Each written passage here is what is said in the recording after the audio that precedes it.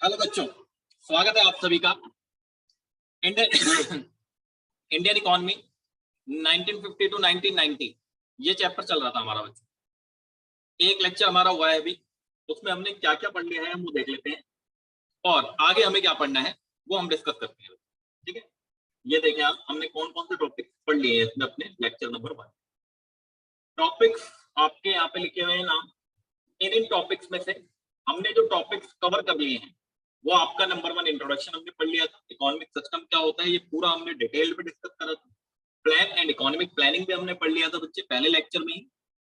इसके बाद the goal और objective of planning in India ये भी हमने फर्स्ट लेक्चर में ही डिस्कस कर लिया था। मतलब टॉपिक 1 to 4 तक पहले लेक्चर में हमने पढ़ लिया था। अप्रोक्स 50 मिनट 55 मिनट का लेक्चर था। इसके बाद एग्रीकल्चरल डेवलपमेंट है बच्चे हमारा टॉपिक नंबर 5। फिर एक इंडस्ट्रियल डेवलपमेंट है, ट्रेड पॉलिसी, 3 और बचे हैं। तो हो सकता है या तो आज ही खत्म हो जाए अगर ज्यादा लंबी क्लास दी, नहीं तो सिर्फ एग्रीकल्चरल डेवलपमेंट आज हम करेंगे, बाकी के हम बात क्योंकि थोड़ा सा बड़ा है एग्रीकल्चरल डेवलपमेंट। ठीक है, एग्रीकल्चरल डेवलपमेंट निकालें ये टॉपिक पहले कहां पर है देखिए।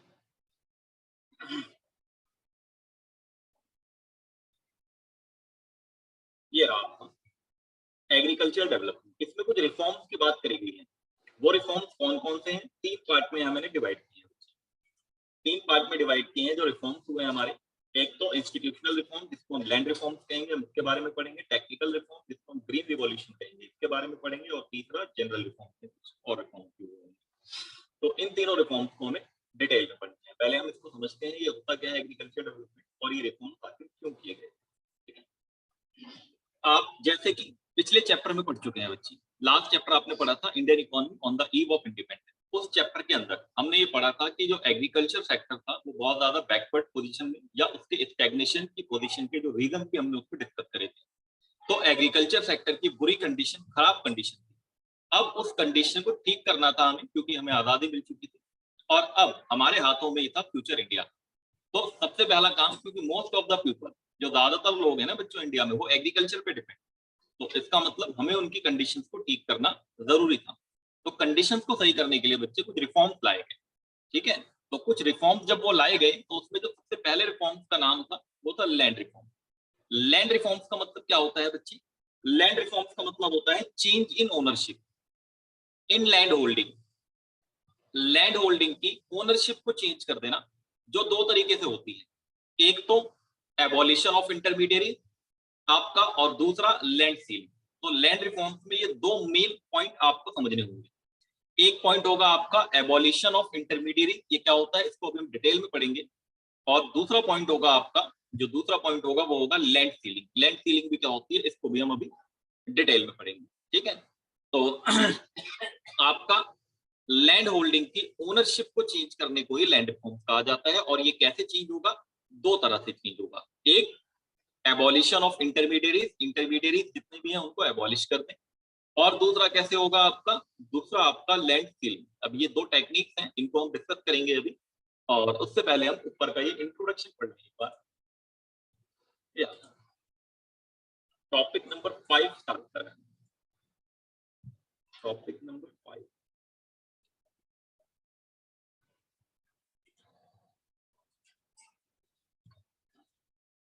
ये देखो क्या लिखा है। We have learn in previous chapter that during the colonial rule there was neither growth nor equity in the agriculture sector. ना तो ग्रोथ था और ना इक्विटी था एग्रीकल्चर सेक्टर में। Therefore, the policymakers of independent India had to address these issues, which they did through land reform and promoting the use of HYVC। हम पढ़ेंगे green revolution के अंदर की बात हो रही है, which shared in our revolution in Indian agriculture। मतलब ये इंडियन एग्रीकल्चर में एक तरीके का रिवॉल्यूशन था।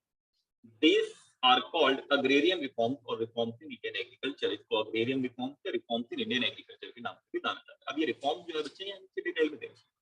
आप नंबर 1 देखेंगे तो चेंज इन आपका ये इंस्टीट्यूशनल रिफॉर्म्स में लैंड रिफॉर्म। इसमें मैंने जो आपको बताया क्या था, land reform refers to change in the ownership of land holding. Land holding की ओनरशिप को चेंज करने को ही लैंड रिफॉर्म कहा जाता है। This were required to achieve, और इसका मकसद क्या है? The objective of equity in agriculture. ठीक है ना, एग्रीकल्चर में इक्विटी हो सके इसलिए इसका इस्तेमाल करा जाता है। अब देखें यहाँ पे ये आपका यूज कैसे होता था। इसके दो बातें जो है आपकी, abolition of intermediate and land ceiling. Equity in agriculture का मतलब बच्चों पहले क्या होता था, कुछ लोग तो ऐसे थे जिनके पास बहुत सारी जमीन होती थी और बहुत अच्छा एग्रीकल्चर चलता था उनका। कुछ लोग ऐसे होते थे जिनके पास ज्यादा जमीन नहीं होती थी और उनका एग्रीकल्चर उतना ज्यादा अच्छा नहीं होता था, मतलब सर्वाइव करना भी मुश्किल होता था। तो सरकार ने सोचा क्यों ना इक्विटी इन एग्रीकल्चर ऑब्जेक्टिव को पूरा किया जाए लैंड रिफॉर्म के। तो उन्होंने सबसे पहला काम एबॉलिशन ऑफ इंटरमीडिएट। बच्चों इंटरमीडिएट होते हैं जो मीडिएटर्स होते हैं, जनरली उनको जमींदार और जागीरदार के नाम से जाना जाता है। तो जमींदार और जागीरदार जो होते थे वो आपका जो एक्चुअल कल्टीवेटर, जो एक्चुअल टेलर है, उससे काम कराते थे और बदले में रेंट और लगान वसूलते थे और उसको कोई डायरेक्ट ज्यादा बेनिफिट नहीं मिलता था। तो गवर्नमेंट ने सोचा कि जो एक्चुअल कल्टीवेटर्स हैं, एक्चुअल टेलर्स हैं, तो जो एक्चुअल टीनेंट है, क्यों ना लैंड की होल्डिंग इनको दे दी जाए, ओनरशिप इनको ट्रांसफर करा दी जाए। तो जो एबॉल इंटरमीडिएट्स हैं उनको बीच में से हटा दिया जाए। तो सरकार ने ये एबॉलिशन ऑफ इंटरमीडिएट्स का काम स्टार्ट करा। और इसका एक कारण और था, देखो होता क्या था कि जब जो एक्चुअल फार्मर्स है, एक्चुअल टेलर्स है, एक्चुअल कल्टीवेटर्स हैं, वो लोग क्या करते थे, क्योंकि उन्हें पता था ना तो प्रॉफिट में उनका कोई हिस्सा है और ना लॉस में उन्हें कुछ सफर करना है। तो जब मेरा प्रॉफिट में हिस्सा नहीं है और मुझे लॉस में सफर नहीं करना है, तो मैं अपनी एफिशिएंसी से काम क्यों करूंगा। वो लोग क्या करते थे, फ्रूट्स का एक एग्जांपल, एक केस स्टडी दी गई है हमारे पास। फ्रूट्स में क्या होता था, अच्छे फ्रूट और खराब फ्रूट दोनों को एक साथ मिला के आगे भेज दिया जाता था, जिससे कि खराब फ्रूट मिलने से अच्छे वाले भी खराब हो जाते थे। वो ऐसा इसलिए करते थे, ध्यान से काम नहीं करते थे, क्योंकि ना तो प्रॉफिट में उनको मिलना है और ना लॉस में उन्हें कुछ बियर करना है। लेकिन जब लैंड होल्डिंग उनको ओनरशिप दे दी जाएगी तो फिर प्रॉफिट भी उनका होगा और लॉस भी उन्हें बियर करना पड़ेगा। तो वो हो सकता है ज्यादा एफिशिएंसी और ज्यादा प्रोडक्टिविटी से काम करे। एक कारण ये भी था। अच्छा, जब एबॉलिशन ऑफ इंटरमीडिएट हुआ तो लगभग लगभग करीब 2 लाख 200 लाख 200 लाख टीनेंट ऐसे थे जो गवर्नमेंट के डायरेक्ट कांटेक्ट में आ गए थे। 200 लाख क्या, 200 नहीं, 200 लाख टेनेंट ऐसे थे जो डायरेक्ट गवर्नमेंट के कांटेक्ट में आ गए थे। ठीक, लेकिन फिर भी इसका कोई बहुत ज्यादा अच्छा बेनिफिट नहीं मिल पाया, क्योंकि बच्चों कोई भी कानून जो होता है उसमें कुछ कमियां होती हैं, कुछ लूप होल्स होते हैं। उस लूप होल्स का बेनिफिट उठा लेते थे बिग फार्मर्स। तो जो बड़े फार्मर्स होते थे, जमींदार होते थे, वो कानून के लूप होल्स का फायदा उठाकर और वो बेनिफिट एक्चुअल में नीचे जो छोटे फार्मर्स थे उनको नहीं मिल पाता था। ये आपका एबॉलिशन ऑफ इंटरमीडिएट की बात होती है। एक बार आप मेरी बात दोबारा सुन ले, मैं फिर आपको वहां से रीड कराता हूँ। मेन पॉइंट समझिए। एबॉलिशन ऑफ इंटरमीडिएट में जो बीच के लोग, जो मीडिएटर्स, सरकार ने उनको हटा दिया। ठीक है, इनको हटाने से क्या बेनिफिट हुआ कि आपको इंसेंटिव मिला। जो एक्चुअल टिलर, एक्चुअल कल्टीवेटर्स हैं, उनको इंसेंटिव मिला कि वो ज्यादा आउटपुट प्रोड्यूस कर सकते हैं और ज्यादा प्रोडक्टिविटी से काम कर सकते हैं। लेकिन कानून, लेजिस्लेशन के लूप होल्स की वजह से ये ज्यादा सक्सेसफुल नहीं हो पाया। क्योंकि होता क्या था, कुछ फार्मर्स, बड़े जो जमींदार होते, वो क्लेम कर देते थे कि हम ही एक्चुअल कल्टीवेटर हैं। वो खुद आ जाते थे धोती कुर्ता पहन के, कहते थे हम ही तो खेती करते हैं, वहां पे वो पावड़ा वावड़ा लेके करने लगते। ठीक है, वो क्या कहते थे कि खेती तो हम ही करते हैं, हम ही कल्टीवेटर्स हैं एक्चुअल, हमें मिलनी चाहिए लैंड होल्डिंग ओनरशिप, हम ही है यहाँ पे। तो उससे क्या होता था, जो स्मॉल फार्मर्स होते थे उनको कोई डायरेक्ट बेनिफिट नहीं मिल पाता था। ठीक है, तो ये कुछ कमियां भी होती थी बच्चे, वो अब हर जगह होती हैं कमियां, तो आपको पता है ना। तो इस वजह से ये ज्यादा बेनिफिटेड नहीं हो पाया। लेकिन फिर भी कुछ हद तक काफी बेनिफिट इसलिए दिया था कि कुछ 200 लाख टीने डायरेक्ट गवर्नमेंट के कॉन्टेक्ट में आ गए थे। ठीक, अब हम इसको एक बार रीड कर लें, फिर हम आगे बढ़ेंगे लैंड की। देखो अब यहाँ से पढ़ेंगे तो और ज्यादा क्लियर होगा, फिर आपको समझाया है। काफी सारे पॉइंट्स यहाँ लिखे हैं, एक एक करके अंडरलाइन करते जाते हैं।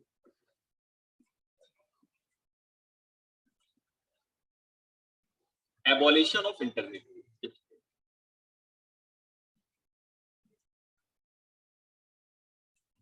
पहला bullet, at the time of independence the land tenure system was characterized by intermediaries variously called, जिनको हम जमींदार, जागीरदार etc., who merely collected rent from the actual tiller of the soil without contributing towards improvement of the farm। ठीक है, तो उनका जो main मकसद होता था सिर्फ रेंट या लगान कलेक्ट करना होता था, उसके इंप्रूवमेंट के लिए कोई काम वो नहीं करते थे। ये बातें हम पिछले चैप्टर में पढ़ चुके हैं। द लो प्रोडक्टिविटी, और प्रोडक्टिविटी लो होने की वजह से हमें क्या करना पड़ता था, इंपोर्ट करना पड़ता था food from United state of America. इतनी खराब दिक्कत कंडीशन आ गई थी कि हमें फूड भी जो है वो अदर कंट्री से इंपोर्ट करना पड़ता था, क्योंकि हमारे यहाँ की प्रोडक्टिविटी उतनी ज्यादा नहीं थी। Equity in agriculture called for land reform. Agriculture में इक्विटी को ही लैंड रिफॉर्म कहा जाता है बच्चों, क्योंकि लैंड रिफॉर्म लाया इसीलिए गया था ताकि एग्रीकल्चर में इक्विटी हो सके, बराबर का अधिकार।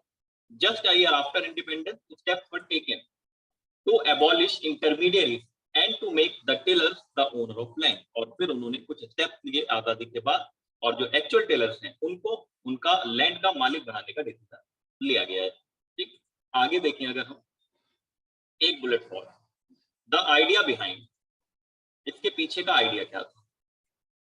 The idea behind this move was that ownership of land would give incentive to the tiller to invest in making improvement provided. इसका बेसिक आइडिया ये था कि जब उन्हें ओनरशिप मिलेगी तो उन्हें इंसेंटिव जो भी मिलेगा या जो भी उन्हें प्रॉफिट होगा वो उसकी इंप्रूवमेंट में यूज करेंगे। Sufficient capital was made available to them, और उनके पास सफिशिएंट कैपिटल अवेलेबल कराया जाएगा। लेकिन हमने अभी पढ़ा था इसमें कुछ दिक्कतें भी आई थी, कुछ प्रॉब्लम्स आई। अब वो प्रॉब्लम आप देखिए जो मैंने बताई थी वही प्रॉब्लम है। The abolition of intermediaries means that some 200 lakh tenants came into direct contact with the government। लगभग 200 लाख टेनेंट गवर्नमेंट के डायरेक्ट कांटेक्ट में आ गए। They were thus freed from being exploited by the जमींदार। The ownership conferred on tenant gave them the incentive, और जो ownership उनको दी गई उससे उन्हें इंसेंटिव मिला to increase output and this contribute to growth in agriculture, और ये एग्रीकल्चर में ग्रोथ में कंट्रीब्यूट करेगा। ठीक है, इंसेंटिव मिलेगा, ज्यादा प्रोडक्शन होगा, आउटपुट बढ़ेगा, एग्रीकल्चर में ग्रोथ होगी, और एग्रीकल्चर की ग्रोथ होगी। हाउएवर ध्यान से देखो, the goal of equity not fully serve. अभी मैंने बताया आपको इक्विटी का गोल पूरी तरह सर्व नहीं हो पाया by abolition of intermediate in some area. कुछ जगह पर the former zamindar continue to own large area of land by making use of some loopholes in the legislation. कानून की कुछ कमियों की वजह से जो आपके कुछ एरियाज में जो पुराने जमींदार थे, उस लूपहोल्स कानून की कमियों की वजह से अभी भी ज्यादा लैंड ओन करके बैठे हुए थे। अब ये कुछ कर नहीं सकते इसका बच्चे, कुछ लूपहोल्स होते हैं हमारे कानूनों में। There were cases where tenant were evicted. कुछ केसेस ऐसे भी मिले जहां पे टेनेंट को हटाया and the land owner claim to be self cultivator the actual tillers. उन्होंने कहा कि ये नहीं है, ये तो ऐसे आता है यहाँ पे, हम करते हैं खेतियां, हम है सेल्फ कल्टीवेटर, तो हमें मिलना चाहिए लैंड। ये लो, अब क्या करोगे आप? कोई प्रूफ भी तो नहीं कर सकते ना। Claiming ownership of the land, और लैंड की ओनरशिप क्लेम कर देते थे, सेल्फ कल्टीवेटर अपने आप को डिक्लेयर करते। Even when the tillers got ownership of land, अगर मान लो ओनरशिप मिल भी जाए तो जो poorest of the agriculture labour, जो सबसे पुअरेस्ट लेबर है आपके एग्रीकल्चर, सच है share croppers and landless labourers, did not benefit from land reform. तो जो बहुत ज्यादा पुअरेस्ट कैटेगरी के थे उनको इससे कोई ज्यादा बेनिफिट नहीं मिल पाता था। ठीक है, तो ये बच्चे हमने क्या पढ़ा लैंड रिफॉर्म्स के बारे में। ये लैंड रिफॉर्म्स में एबॉलिशन ऑफ इंटरमीडिएट, क्लियर है आपको? एबॉलिशन ऑफ इंटरमीडिएट में क्या होता है, जो मीडिएटर्स होते हैं उनको हटा दिया जाता है, और मीडिएटर्स को हटाया जाता है तो इससे इंसेंटिव मिलता है जो एक्चुअल टेलर्स हैं उनको ज्यादा प्रोडक्शन करने का, और उस इंसेंटिव से जो उनको फंड अवेलेबल होता है वो उसकी इंप्रूवमेंट में लगाने का काम करते हैं। तो इससे एग्रीकल्चर में ग्रोथ होती है। लेकिन इक्विटी वाला जो ऑब्जेक्टिव है वो पूरा सब नहीं हो पाया क्योंकि कानून में कुछ कमियां थी जिसका फायदा उठा लिया था जमींदारों ने। तो ये कुछ बातें जो मैंने आपको बताई अभी, ये आपको अच्छे से क्लियर हो गई किसके बारे में, एबॉलिशन ऑफ इंटरमीडिएट के बारे में। अगला जो है बच्चे वो है लैंड सीलिंग। लैंड सीलिंग क्या होता है सर? लैंड सीलिंग में जैसे आपके पास बहुत जमीन है, आपके तो जितनी दूर तक देखोगे हमारी जमीन है, यहाँ से खड़े हो जाओ और देख लो जहां तक दिखाई दे रहा है, ऐसा नहीं, दूरबीन लेके देखो, जितनी दूर तक दिख रहा है सब हमारी जमीन है। तो ऐसा नहीं चलेगा, सरकार ने कहा, ठीक है ना, एक लिमिट फिक्स हो जाएगी भाई, उतनी ही जमीन रख सकते हो, उससे ज्यादा होगी तो भूमि अधिग्रहण, हम इसको जब्त कर लेंगे, हम इसे फॉरफिट कर लेंगे और हम उसको दे देंगे जिसके पास जमीन नहीं है। वो फार्मर, वो किसान जिसके पास जमीन नहीं है, ये जमीन उसको दे दी जाएगी। इसी को लैंड सीलिंग कहा जाता था। लेकिन इसमें भी दिक्कतें आई थी। दिक्कतें ये आई थी कि आपके पास बहुत सारी जमीन है, आप चाहते हो कि ये जमीन किसी और के हाथ में ना जाए, तो आपने सोचा क्या करें हम? तो आपने कहा मेरे बहुत सारे रिश्तेदार हैं, सारे रिश्तेदारों को बुलाया और कहा ये सारी जमीन मैं तुम लोगों के थोड़े थोड़े नाम कर दे रहा हूँ और ये घर की जमीन घर में ही रह जाएगी। ठीक, तो ये भी यहाँ पे लूप होल्स हो गए लेजिस्लेशन के, तो घर की जमीन घर में रह गई, किसी और के पास नहीं गई। तो इस तरीके से यहाँ पे भी करा जाता था। लेकिन बच्चों इसका बेनिफिट बहुत ज्यादा मिला था आजादी के बाद। ठीक है, ऐसा नहीं है कि बेनिफिट नहीं मिला, लेकिन हाँ कुछ लूप होल्स होते हैं, कुछ चालाक लोग होते हैं वो ऐसा करते हैं, बाकी सभी लोग ऐसा नहीं करते हैं।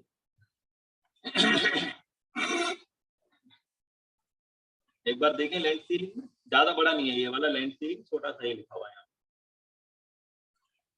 हाँ तो land ceiling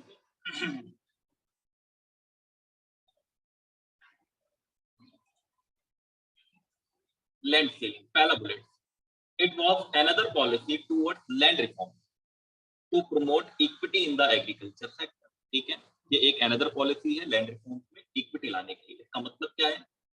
this mean fixing the maximum size, मतलब specified limit of land which could be owned by an individual, मतलब जितना आप इंडिविजुअल जो है वो लैंड ओन कर सकता है, and beyond that limit the land would be taken over by the government. मैंने कहा ना, सरकार जब्त कर लेगी, फॉरफिट कर लेगी, एंड वुड बी, और जब्त करने के बाद अलॉट कर देगी to the landless cultivators and small farmers.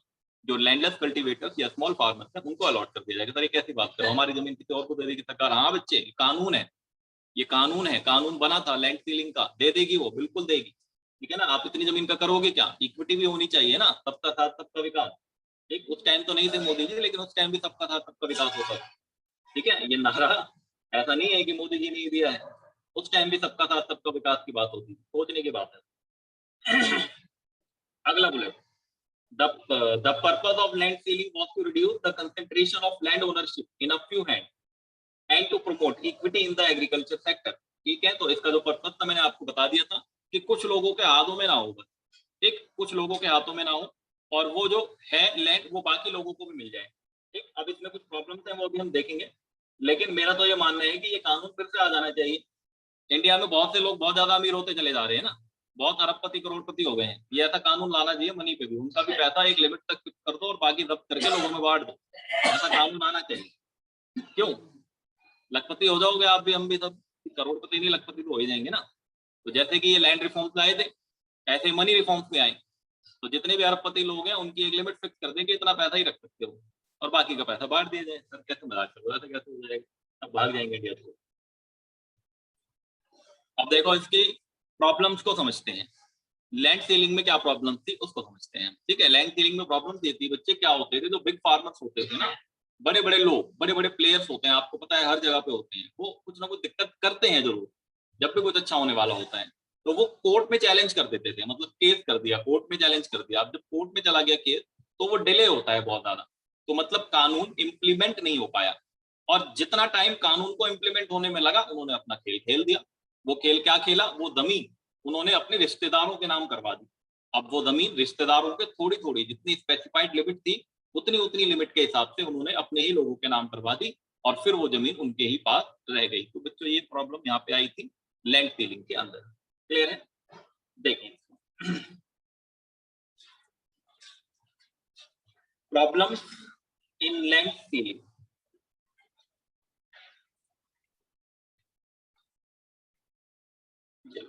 पहला bullet, the land ceiling legislation also faced hurdles. The big landlords challenged the legislation in the court. जो बड़े लैंडलॉर्ड थे वो कोर्ट में चैलेंज करते थे, delaying its implementation.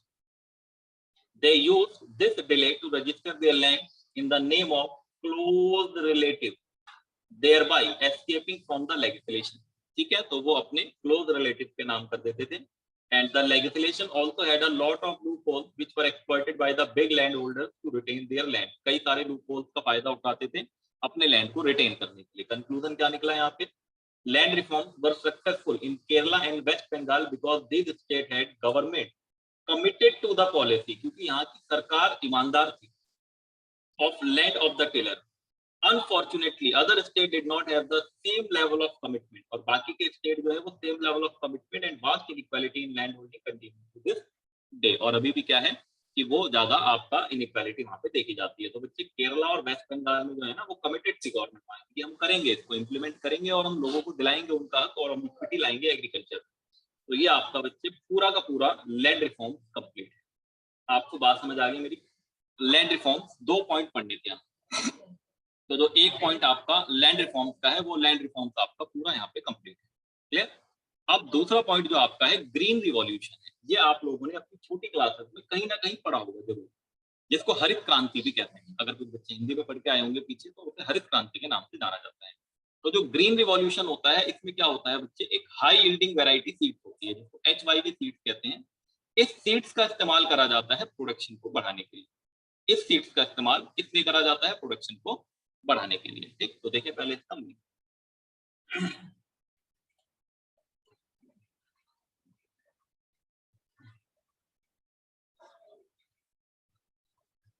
अच्छा चलो पहले मैं ये पूरे बता दूं सारे पॉइंट, फिर पढ़ते हैं यहाँ पे। ठीक है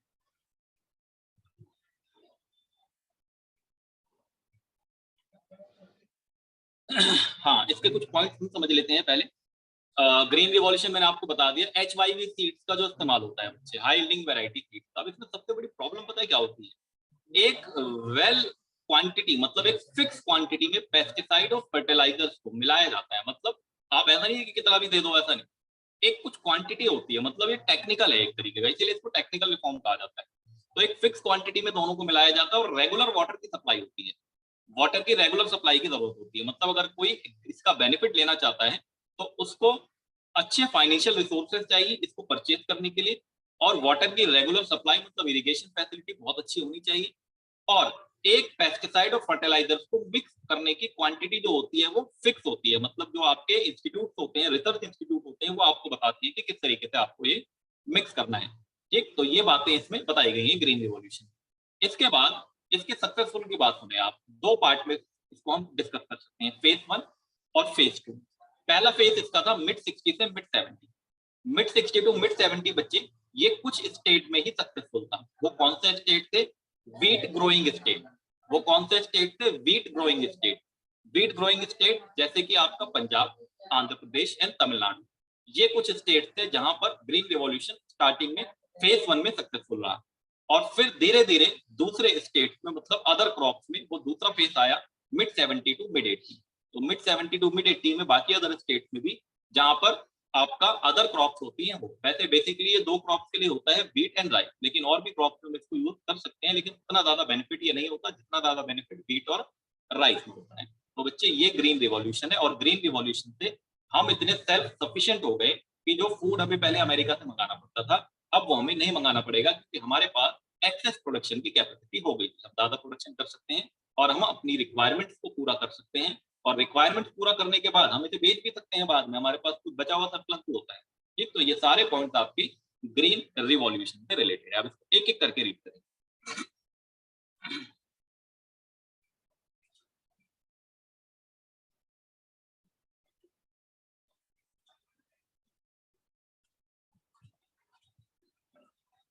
पहला, green revolution refers to the large increase in production of food grains, ठीक है, resulting from the use of high yielding variety seeds, HYV seeds, especially for wheat and rice। मैंने आपको बताया especially wheat और rice की होता है। The use of these seeds required the use of fertilizers and pesticides in the correct quantity, as well as regular supply of water।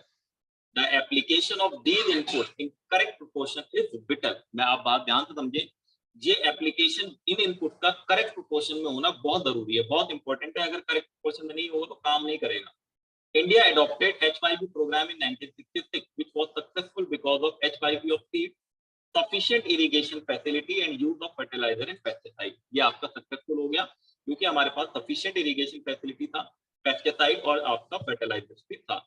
And this strategy is known as green revolution, और इसको green revolution का नाम दिया गया।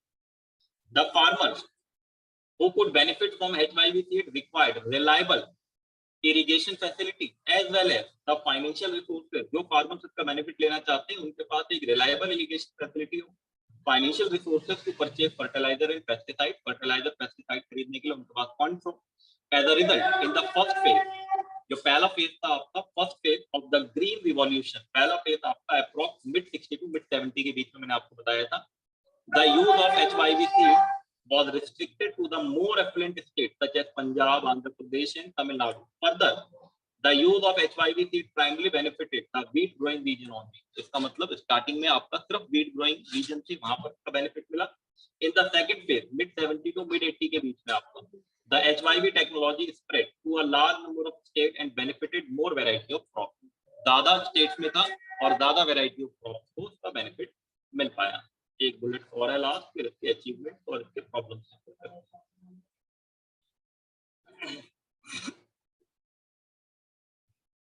The spread of green revolution technology enable India to achieve self-sufficiency in food grain. ये लो, अब नहीं है हम डिपेंड अमेरिका पे फूड के लिए कम से कम। We no longer had to be at the mercy of America or any other nation for meeting our food requirement. हम अपनी नेशन की फूड रिक्वायरमेंट के लिए अब किसी और पे डिपेंड नहीं थे, क्योंकि हमारे पास आ गया था एक्टिव प्रोडक्शन ग्रीन रिवॉल्यूशन की वजह से। क्लियर है बच्चे? अब इसके अचीवमेंट्स पढ़ने हैं, एक बार एक पॉइंट देख ले। Commercialisation of agriculture, increase in production and productivity, increase in employment, increase in income and short term, और फिर उसके बाद डिबेट ओवर सब्सिडी। तो ये ग्रीन रिवॉल्यूशन आपका समझ आ गया, पूरा पैराग्राफ जो था।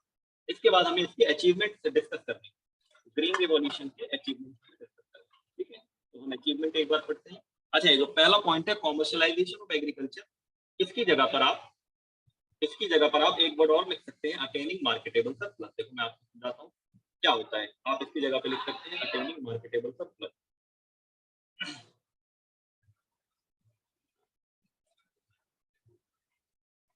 मार्केटेबल सरप्लस क्या होता है? That part of agriculture produce which is sold in the market after meeting there own consumption requirement. Marketable surplus refers to that part of agriculture produce which is sold in the market after meeting their own consumption requirement। अपनी consumption requirement पूरा कर लेने के बाद जो बचा हुआ agriculture produce जिसे हम मार्केट में बेच देते हैं उसे मार्केटेबल सरप्लस कहा जाता है। तो इसी को तो कॉमर्शियलाइजेशन ऑफ एग्रीकल्चर कहते हैं। एग्रीकल्चर प्रोड्यूस को बेचना ही कॉमर्शियलाइजेशन ऑफ एग्रीकल्चर कहलाता है। तो इसका मतलब पहला बेनिफिट जो था वो था कॉमर्शियलाइजेशन ऑफ एग्रीकल्चर, या इसकी जगह पे आप कह सकते हो अटेनिंग मार्केटेबल सरप्लस। इनके पास मार्केटेबल सरप्लस अच्छा खासा आ गया था। देखिए एक एक करके पढ़ते जाएंगे, एक एक करके। मार्केटेबल सरप्लस,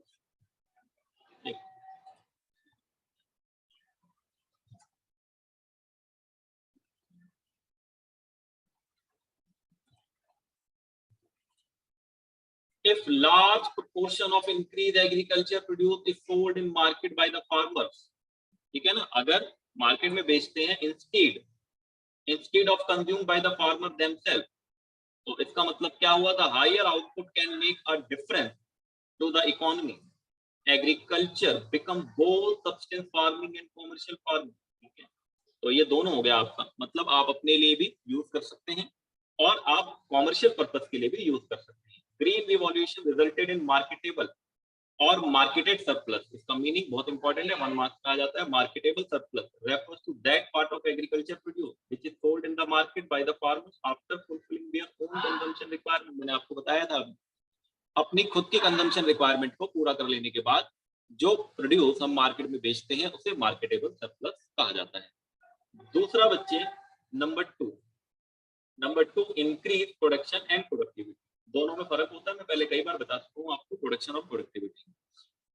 और प्रोडक्टिविटी दोनों बढ़ता है बच्चे इससे, ग्रीन रिवॉल्यूशन से, क्योंकि जो लैंड की प्रोडक्टिविटी है ना वो ज्यादा बढ़ जाती है। मतलब जितना प्रोड्यूस आप पहले कर सकते थे अब आप उससे ज्यादा प्रोडक्शन कर सकते हैं। तो प्रोडक्शन भी बढ़ता है और प्रोडक्टिविटी भी बढ़ जाती है। तो इससे क्या होता है? एग्रीकल्चर में ग्रोथ अपने आप हो जाता है। ठीक, तो ये पॉइंट बड़ा इजी है, खास नहीं। और प्रोडक्शन एंड प्रोडक्टिविटी दोनों इंक्रीज होता है। फटाफट पढ़ लें, 2 line.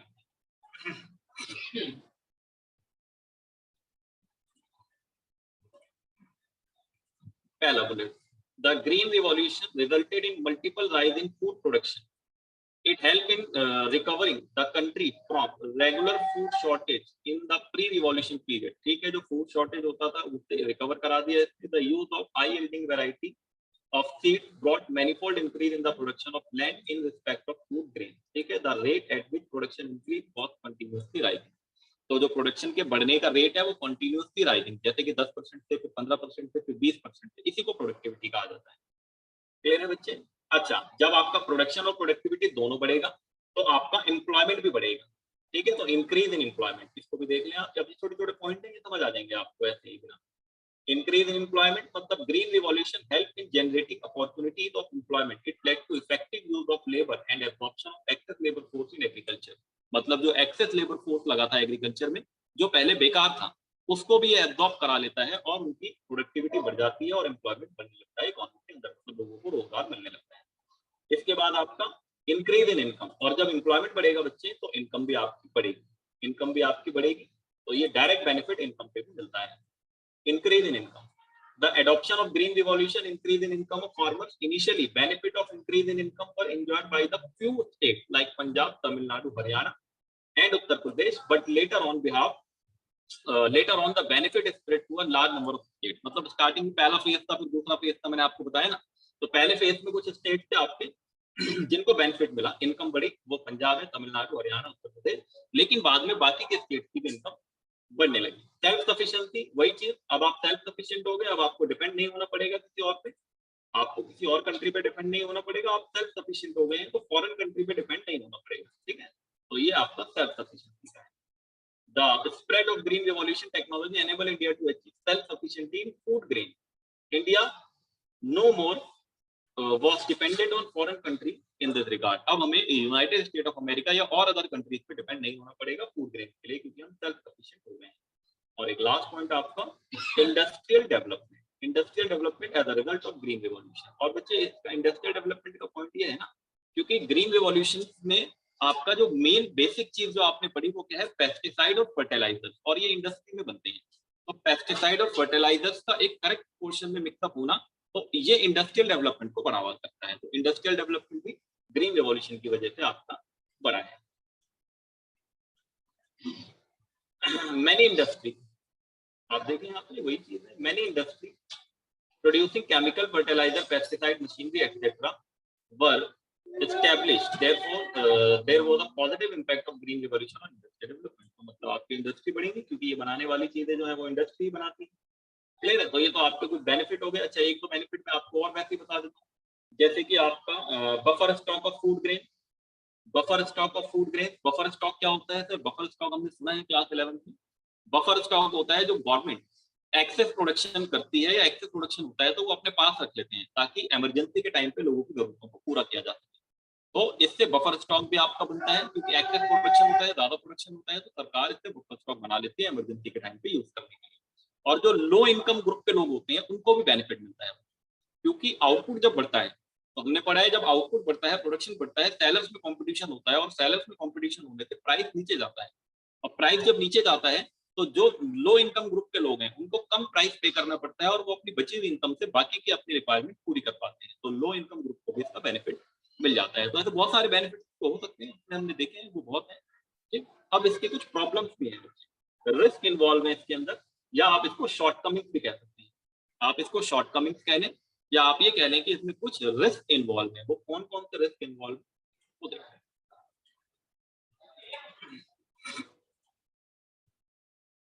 Increase in the disparity between small and big farmers. बिल्कुल डिस्पैरिटी हो जाता है बच्चे बिग फार्मर्स और स्मॉल फार्मर्स में, क्योंकि ये टेक्निक थोड़ी महंगी है, इसमें कॉस्टली है। मतलब तो कॉस्टली टेक्निक होने की वजह से जो बिग फार्मर्स हैं वो तो इसको आसानी से इस्तेमाल कर लेते हैं, जो स्मॉल फार्मर्स हैं उनको गवर्नमेंट की हेल्प की जरूरत पड़ती है। तो स्टार्टिंग में गवर्नमेंट ने उतना ज्यादा हेल्प, स्टार्टिंग में या फिर लोन की अवेलेबिलिटी, कम इंटरेस्ट रेट पे लोन या जीरो इंटरेस्ट रेट पे लोन, तो वो जो फाइनेंशियल असिस्टेंस है वो स्टार्टिंग में स्मॉल फार्मर्स को नहीं मिली, लेकिन हाँ बाद में मिली है।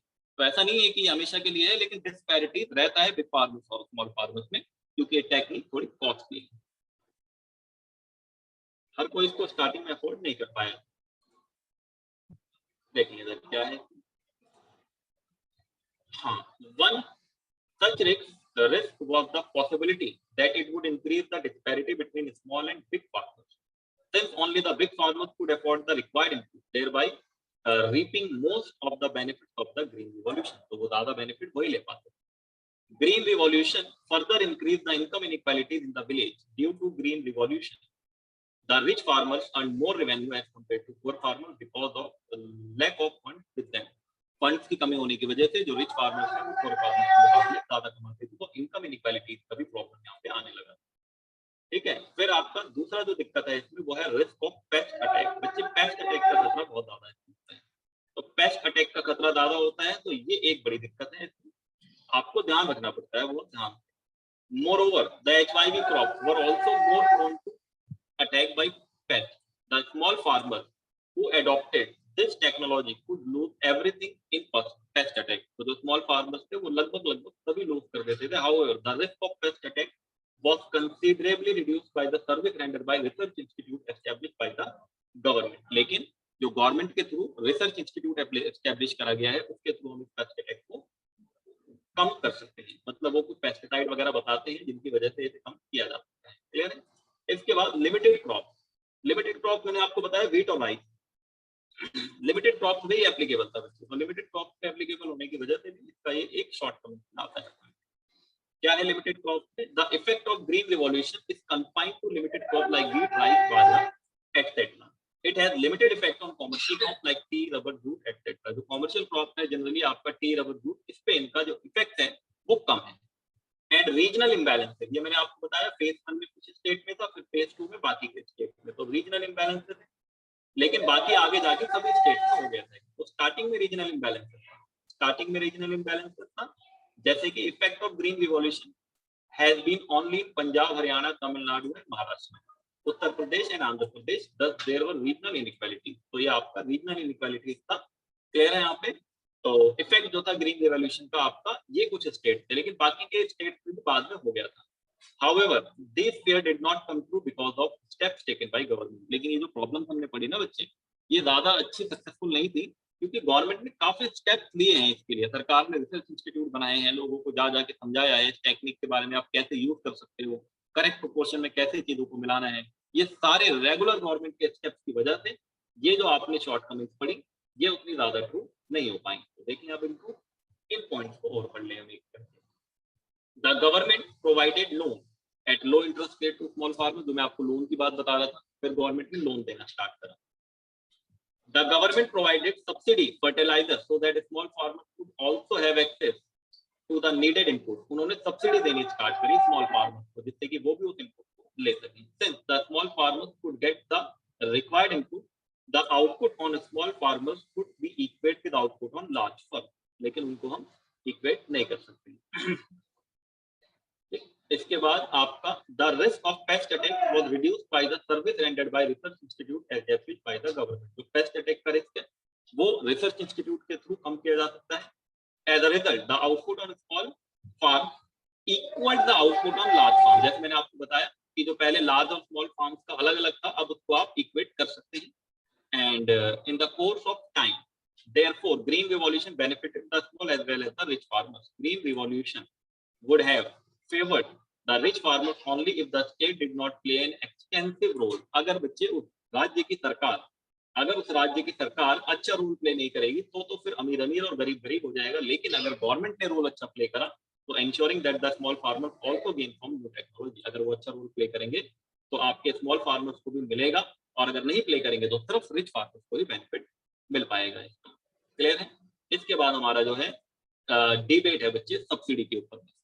डिबेट ओवर सब्सिडी, यहीं तक हम पढ़ेंगे आज, फिर हम इंडस्ट्रियल डेवलपमेंट अगली क्लास में डिस्कस करेंगे। डिबेट ओवर सब्सिडी आप मुझे बताएंगे डिबेट देखो है क्या क्या है। इसमें पहले डिबेट ओवर सब्सिडी यहाँ से शुरू हुआ। सब्सिडी आप लोग जानते हैं, मैंने मैक्रो इकोनॉमिक्स पढ़ाया हुआ है। Economist in favour of subsidy, कुछ इकोनॉमिस्ट फेवर में, इकोनॉमिस्ट अगेंस्ट द सब्सिडी, कुछ अगेंस्ट, फिर जनरल रिफॉर्म था। ठीक है, इतना। तो आप मुझे बताओ सब्सिडी अच्छी चीज है या खराब चीज है? कि जो इकोनॉमिस्ट फेवर में है वो भी कुछ सोच के फेवर में हुए होंगे, और जो अगेंस्ट में वो भी कुछ सोच के अगेंस्ट में हुए होंगे। तो कौन ठीक है यहाँ पे, फेवर वाले या अगेंस्ट वाले? ठीक है, यस सर, कुछ कह रहे हैं कि सर सब्सिडी एकदम अच्छी चीज होनी चाहिए, है ना। सब्सिडी अच्छी चीज है क्योंकि सब्सिडी जो है वो इनइक्वालिटीज को कम कर देती है। तो बच्चे फेवर में है वो बिल्कुल अच्छी बात है, क्योंकि सब्सिडीज आपका इसलिए दिया जाता है ताकि जो गैप है उस गैप को कम किया जा सके। लेकिन मुझे एक बात बताओ, जब जिस दिन गैप ये कम हो गया, सब्सिडी का जो पर्पज है वो पूरा हो गया, तो क्या उसे हटा नहीं लेना चाहिए? बिल्कुल सर, बिल्कुल हटा लेना चाहिए।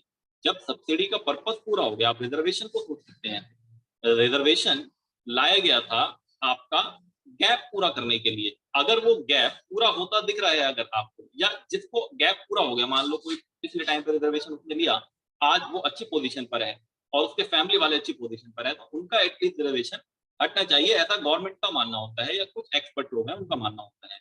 लेकिन वो नहीं होता है, कुछ पॉलिटिकल इश्यूज होते हैं इस वजह से। लेकिन यहाँ पे सब्सिडी के साथ भी वही है, अगर सब्सिडी का पर्पस पूरा हो गया है तो आपको वो सब्सिडी हटा लेनी चाहिए, क्योंकि सरकार के ऊपर बोझ पड़ता है, बच्चों गवर्नमेंट के ऊपर बर्डन पड़ता है सब्सिडी। तो फेवर में जो इकोनॉमिस्ट है तो देखिए, फिर जो अगेंस्ट में उन्हें देखिए। पहले तो यहाँ से शुरू से पढ़ना start.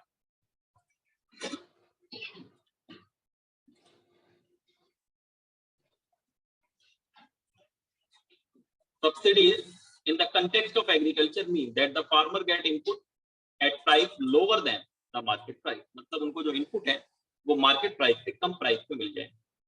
During the initial phase of green revolution, new technology was looked upon as being risky for the farmers.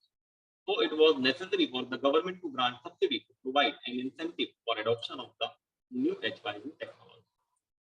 However, with the passage of time, there has been debate over the huge amount of subsidy granted by the government. इस पे debate हुआ बहुत ज़्यादा. अब देखो ये debate क्या है, ठीक है? Let us discuss. Economists in favor of subsidy, जो subsidy के favor में थे economists, उनकी बात करते हैं. हाँ, the government should continue with agriculture subsidy as farming in India continue to be a risky business. इनका मानना है कि जो farming है वो risky business है, तो subsidy continue रहनी चाहिए. Majority of the farmers are very poor and they will not be able to afford the required input without subsidy. बहुत सारे लोग गरीब हैं, बिना सब्सिडी के इनपुट रिक्वायर्ड अफोर्ड नहीं कर सकते. Eliminating subsidy will increase the income inequality between rich and poor. अगर सब्सिडी एलिमिनेट हो जाएगी तो इनइक्वालिटी बढ़ जाएगी and will violate the ultimate goal of equity. और जो आपका ultimate goal equity है वो पूरा नहीं हो पाएगा, उसको violate करेगा. In brief, subsidy in India are necessary for poor and small farmers to enable them to make use of modern agriculture techniques. Necessary steps should be taken to ensure that only the poor farmers enjoy the benefit of subsidy and not the fertilizer industry and big farmers. आपको ये ध्यान देना पड़ेगा कि कहीं ऐसा ना हो कि इसका बेनिफिट पुअर फार्मर्स की जगह बिग इंडस्ट्रीज को और बड़े फर्टिलाइजर्स इंडस्ट्रीज को मिल जाए. ऐसा जनरली होता है बच्चे. गवर्नमेंट अपनी तरफ से तो कोशिश कर लेती है, लेकिन कुछ लूप होल्स हमारे कानून में होते हैं जो हम कई पढ़ते आ रहे हैं स्टार्टिंग से, जिसकी वजह से नहीं हो पाता है ऐसा. ठीक है ना, इन लूप होल्स की वजह से ऐसा नहीं हो पाता है. ठीक, जैसे कि मान लो फॉर एग्जांपल अभी कुछ सब्सिडी गवर्नमेंट ने ग्रांट करी, ठीक है, आपका ऑटो वाले मान लो आपका लॉकडाउन रहा और उन्होंने कहा कि हम ऑटो वाले को, जितने लोग ऑटो चलाते हैं हम इनको 5,000 रुपए देंगे, ऐसे गवर्नमेंट डिक्लेयर करती है. अब मान लो ऑटो बच्चे दो तरह से चलते हैं, एक तो खुद का होता है जिनका वो, और एक जो रेंट पे होते हैं. तो जो ऑटो रेंट पे है वहां पे बच्चे को थोड़ी सी शंका है कि वो पैसा किसके पास जाएगा, क्योंकि रजिस्टर्ड होता है ऑटो ओनर के नाम पे. तो वहां हो सकता है गवर्नमेंट कुछ अपनी तरफ से डिसाइड करती हो कि पैसा सही हाथ में पहुंचे, लेकिन ये थोड़ी सी दिक्कत हो सकती है. ठीक है, तो ये आपका बिग फार्मर्स और जो इंडस्ट्री है उनको ना मिल जाए बेनिफिट, ये गवर्नमेंट को इंश्योर करना है. अच्छा, जो अगेंस्ट में सब्सिडी के में अगेंस्ट जो उनको भी देख लो, वो इसीलिए अगेंस्ट है जो मैंने आपको बताया था. Economist against subsidy, against. According to some economists, subsidy were granted by the government to provide an incentive for adoption of the new HYV technology. ठीक है, so after the wide acceptance of technology, अगर वो acceptance हो जाए, subsidy should be phased out as their purpose has been served. उसको वापस ले लेना चाहिए क्योंकि इसका पर्पस पूरा हो गया. Subsidy do not benefit the poor and small farmers. Target group as benefit of substantial amount of subsidy go to the fertilizer industry and prospective prosperous farmers. इसका direct benefit नहीं मिल पाता है, बिल्कुल सच बात है. Therefore, there is no case for continuing with subsidy as it does not benefit the target group and it shifts burden on the government finance. और सरकार की फाइनेंस पे ज्यादा बर्डन पड़ता चला जाता है. तो इनका कहना ये है कि उसका जो पर्पस है अगर वो पूरा हो जाए तो वो वापस ले लो. और वैसे ये कह रहे हैं कि ये जो बेनिफिट है ना वो डायरेक्ट फार्मर्स तक बहुत कम पहुंच पाता है, फर्टिलाइजर इंडस्ट्री तक पहुंचता है वो बेनिफिट. इसके बाद हमारे कुछ जनरल रिफॉर्म्स है बच्चे. ये जनरल रिफॉर्म आपकी बुक्स में नहीं होंगे. अगर बच्चों को, जैसे संदीप गर्ग की बुक ज्यादातर स्कूलों में चलती है, मैंने बताया है, तो उसमें वो जनरल रिफॉर्म्स नहीं है. मैं फिर भी आपको एक बार डिस्कस कर लेता हूं. मतलब ये दो ही हैं आपके, लैंड रिफॉर्म्स और ग्रीन रिवॉल्यूशन. इनको मैं वैसे समझा देता हूँ आपको फटाफट. क्रेडिट फैसिलिटी जो मैंने आपको बताया लोन वाली फैसिलिटी होती है. गवर्नमेंट लोन देना स्टार्ट कर देती है, cooperative credit society and rural development bank बनाए जाते हैं जिससे कि जो लोन रिक्वायरमेंट है, फाइनेंस रिक्वायरमेंट है, उनको पूरा किया जा सके. Commercial bank also cater credit needs of the farmers and national NABARD भी आपका हेल्प करता है. इसके बाद इरिगेशन फैसिलिटीज, ये एक रिफॉर्म आपका. Irrigation facility have been provided to farmers to supply the required quantity of water. At present irrigation facility cover 50% of land under cultivation as compare to 15% in 1950. 15% से 50% हो गया है. ठीक है. Dry farming has been encourage and is practice by many farmers. Dry farming को encourage किया जाता है. ऑर्गेनाइज्ड मार्केटिंग सिस्टम, आपका एक ऑर्गेनाइज्ड मार्केटिंग सिस्टम बनाया जाता है जिसमें कोऑपरेटिव मार्केटिंग सोसाइटीज बनाई जाती है जहां पर एक ग्रुप बना के अपने सामान को बेचने की कोशिश करी जाती है जिससे कि बार्गेनिंग आसानी से कराई जाती है. तो ऑर्गेनाइज्ड मार्केटिंग सिस्टम में क्या है, there has been regular market being established in all part of the country. Government has set up market committee. which govern these market and help farmers to get remunerative price for their produce. Cooperative marketing society have also been established which help farmers to bargain for their product. Provision for shortage houses has been made and minimum support price आप class 11 में जो पढ़ के आए हैं वही वाला government एक मिनिमम सपोर्ट प्राइस देती है कि इससे कम प्राइस पे तो नहीं बिकेगा, इतना प्राइस मिनिमम देना पड़ेगा. It is the price support policy initiated by the government to encourage farmer to increase production. In this policy, government fixes the price higher than the market price, and if farmers are not able to sell their entire production at increased price, government offers to buy this surplus at increased price. सरकार उसे खरीदती क्या करेगी? सरकार खरीद के buffer stock में रखेगी. Government keep this surplus in buffer stock and use it during time of emergency. यही होता है बफर स्टॉक. आपका फ्लड सर्कुलेट होना ही ठीक है बच्चे. ये जनरल रिफॉर्म्स है. एक बार आप इसको खुद भी पढ़ लेना, मैंने थोड़ा जल्दी बता दिया है. तो ये आपके कुछ जनरल रिफॉर्म्स है. ठीक है ना. लास्ट वाला आपका मिनिमम सपोर्ट प्राइस है. ये क्लास 11 के लास्ट चैप्टर में हमने बहुत डिटेल में पढ़ा हुआ है, उसका डायग्राम भी बनाया हुआ है. तो ये वही मिनिमम सपोर्ट प्राइस है आपका. ठीक है, जिसको एमएसपी कहते हैं. क्लियर है यहाँ तक? इसके बाद आपका बच क्या गया ये देखो. अब हमारा इंडस्ट्रियल डेवलपमेंट बच्चे ये 1-2 पेज का ये small scale industry and trade policy. ये इतना मतलब ये इतना है पोर्शन आपका. एक लेक्चर और लगेगा तो आपका खत्म हो जाएगा. अगर मैं भी आगे इसको कंटिन्यू करूंगा तो ये फिर 20-25-30 मिनट ले जाएगा. 50 मिनट की क्लास पहले हो चुकी है, 45 मिनट की. तो टोटल 3 लेक्चर में चैप्टर आपका कंप्लीट है. तो 2 लेक्चर हो चुके हैं हमारे. क्लियर है? इसको बच्चे पढ़ते भी रहना आप लोग साथ साथ, क्योंकि टेस्ट में होंगे आपके, वहाँ पे आपको लिखना पड़ेगा. मैंने आपको पढ़ा दिया, आपने मुझे सुन लिया. तो सुनने से नहीं होता है ना, आपको लिखना भी पड़ेगा. पहले आप चैप्टर को रीड करेंगे, मैंने बता रखा है तरीका आपको पढ़ने का. आप इसको थ्रू आउट का रीड करेंगे, इसको लिखेंगे. लिखने से आपकी राइटिंग प्रैक्टिस हो जाएगी. फिर जब टेस्ट को दोबारा लिखेंगे तो दोबारा प्रैक्टिस हो जाएगी. क्लियर? तो अगले क्लास में मिलते हैं.